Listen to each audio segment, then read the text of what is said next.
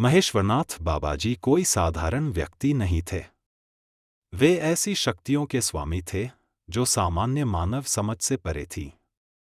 उनके 20 वर्षीय शिष्य मधु को यह बात अच्छी तरह समझ में आ चुकी थी। बाबाजी के साथ हिमालय में 1 वर्ष बिताने के बाद मधु उनकी अद्भुत बुद्धिमत्ता और अलौकिक क्षमताओं पर चकित था।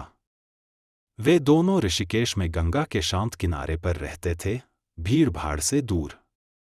बाबाजी को तस्वीरें खिंचवाने से सख्त नफरत थी और उन्होंने मधु को अपने चित्र बनाने से भी मना कर रखा था, भले ही मधु एक कलाकार था। लेकिन मधु जिज्ञासा और हल्की बगावत से प्रेरित होकर गुपचुप तरीके से फोटोग्राफर रावत को बुलाने की योजना बना बैठा ताकि बाबाजी की तस्वीर ली जा सके। तय दिन पर मधु और बाबाजी गंगा घाट पर बैठे थे। सूर्य की सुनहरी किरणें घाट पर बिखरी हुई थीं। जैसे जैसे समय बीतता गया और रावत नहीं आया, मधु बेचैन होने लगा। इसे भांपते हुए बाबाजी ने शांत स्वर में कहा, तुम्हारा फोटोग्राफर नहीं आएगा। मधु यह सुनकर स्तब्ध रह गया। उसने माफी मांगी, लेकिन बाबाजी ने मुस्कुराकर बात को वहीं खत्म कर दिया। उस शाम गुफा के बाहर गंगा के किनारे बैठे हुए बाबाजी ने मधु से कहा, क्या तुम्हें लगता है कि तुम्हारा फोटोग्राफर मेरी अनुमति के बिना सफल हो सकता था? मुस्कुराते हुए उन्होंने कहा, नहीं, और मैं तुम्हें इसका कारण दिखाता हूं। मधु ने बाबाजी की ओर देखा और जो देखा उससे उसकी आंखें फटी रह गईं। बाबाजी की जगह एक धुंधला, पारदर्शी साया बैठा हुआ था। तुम किसी वस्तु को कैसे देखते हो? बाबाजी की आवाज उस साए से गूंजी। जब प्रकाश किसी वस्तु पर गिरता है और उसकी किरणें वापस प्रतिबिंबित होती हैं, तो आंखों या कैमरे पर छवि बनती है। लेकिन अगर प्रकाश की किरणें वापस परावर्तित ही न हों और वस्तु उन्हें अपने अंदर समा ले, तो क्या होगा?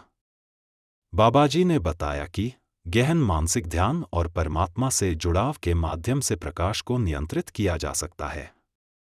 जब कोई योगी प्रकाश की किरणों को परावर्तित करने के बजाय उन्हें अवशोषित कर लेता है, तो वह अदृश्य हो सकता है या केवल एक हल्का साया बन सकता है। यही मैं अभी कर रहा हूं। अगर मैं चाहूं तो कैमरा भी मुझे नहीं देख पाएगा। मधु ने विस्मय से सुना और उसकी सारी जिद अब श्रद्धा में बदल चुकी थी। उसकी विनती पर बाबाजी अपने सामान्य रूप में लौट आए और समझाना जारी रखा।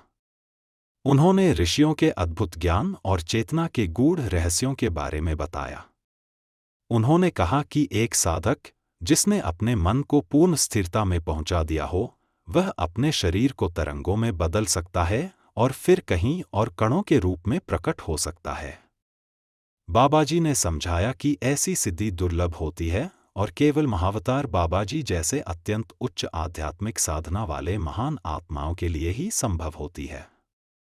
2 दिन बाद रावत ने अपने सफर में हुई परेशानियों के बारे में बताया, पंक्चर टायर, बस की खराबी और अन्य बाधाएं। मधु अब समझ गया कि बाबाजी की इच्छा ही फोटोग्राफ खींचने में रुकावट बनी। उसने अपने गुरु की तस्वीर खींचने का विचार छोड़ दिया और उनकी आज्ञा का सम्मान किया। बाबाजी के परलोक गमन के कई वर्षों बाद मधु ने उनकी आज्ञा के अनुसार अपनी आत्मकथा पूरी की। लेकिन बाबाजी की छवि की अनुपस्थिति से उसे कमी महसूस हुई।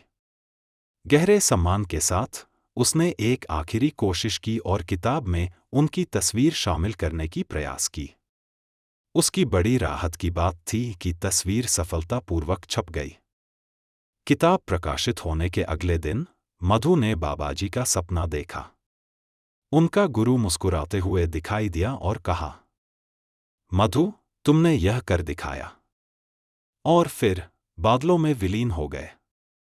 यह उनकी असीम करुणा और प्रेम का प्रमाण था, जो उनके भौतिक शरीर के परे भी बनी रही।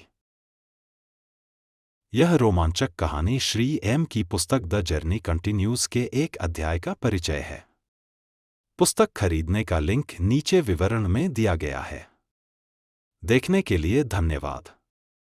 लाइक, शेयर और सब्सक्राइब करना न भूलें। शुभकामनाएं और नमस्ते।